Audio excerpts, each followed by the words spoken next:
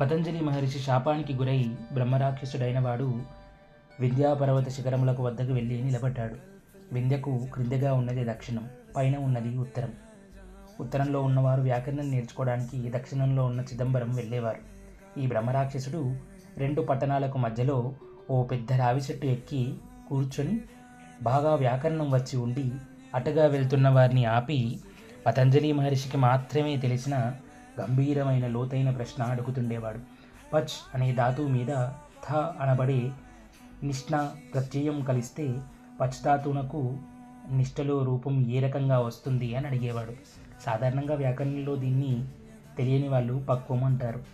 అప్పుడు వెంటనే అతను నీవు ఈ జవాబు చెప్పి బాగా పక్వమయ్యావు అని చెప్పిన వాడిని చంపేసి నోట్లో పడేసుకునేవాడు. పక్వం అంటే బాగా రుచిగా తయారయ్యాడు అని అర్థం.